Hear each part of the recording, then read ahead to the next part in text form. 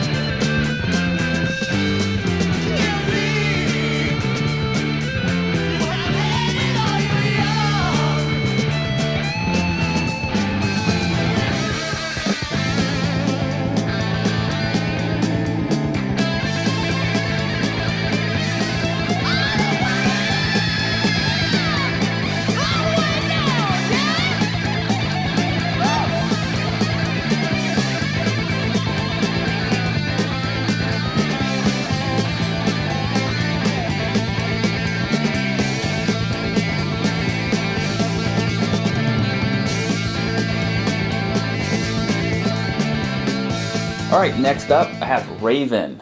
This album was recorded in 1975. So Raven, just before going off to California and joining the armed forces, grabbed a few friends, talented friends I might say, and went to Al Studios up in Sunbury, Ohio, and recorded this album. This was just kind of for the fun of it. He's a musician, but never really sought out the rock and roll lifestyle, never had any interest in doing that. So this was his only recording at the time. So went up to Al Studios, recorded these 5 great slabs of these psyched out blues riffs, blues riffing. I don't know, this thing is heavy, but it's not fast. It's not bluesy enough to call blues, but it's too hard to call blues rock, really.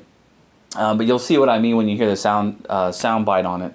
But Al Recording Studios was only around for several years, recording some country songs and then a few couple heavy psych tracks like this one. This happens to be a 2000 reissue that Al finally did. It's the first official reissue, and they sourced it from the original master tape, so it sounds fantastic. They were limited to 800, I believe, and Raven signed this 210 out of 800. There's even some blue vinyl out there, I believe.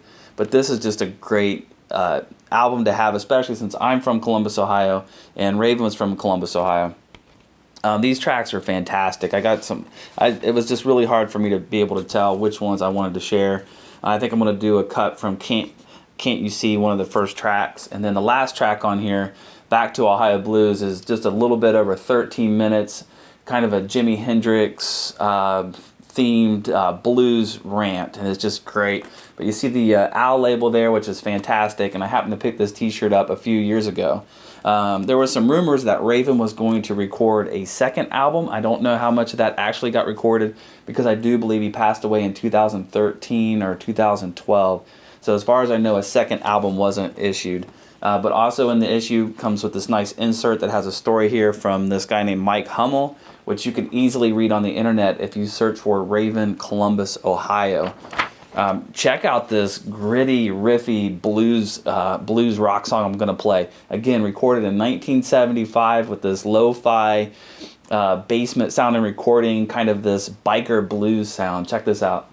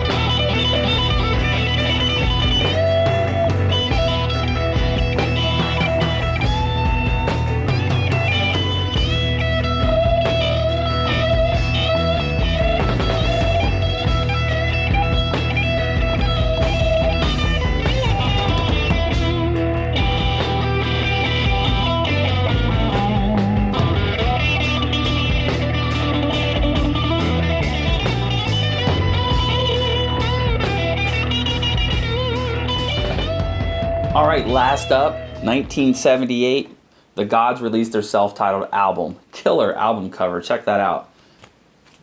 Tight hard rock, very tight, great sounding band for this album. I think this is my favorite album. Probably number 2 would be Mongolians, that came out in the 80s.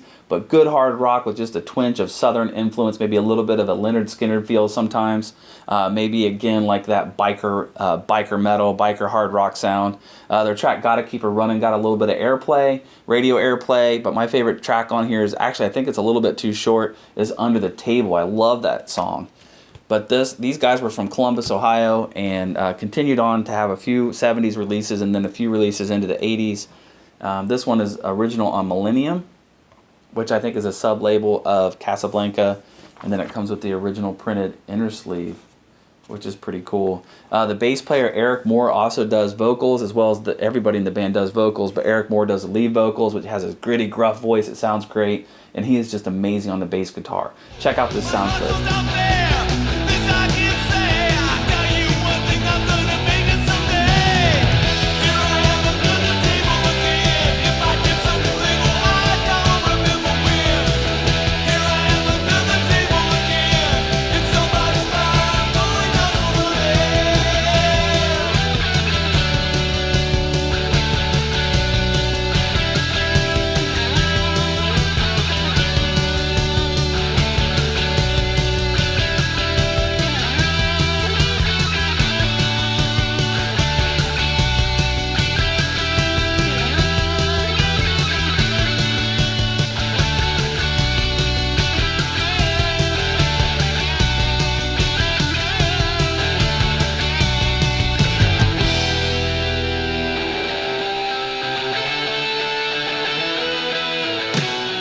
And that about wraps up episode 10 of 70s Hard and Heavy. Thank you again for watching, and if you come across any of these albums out in the wild, I highly recommend you pick it up. If you have any bands you'd like to recommend, please leave a comment, let me know what you think. Everybody out there, keep rocking, stay heavy, and keep listening to music.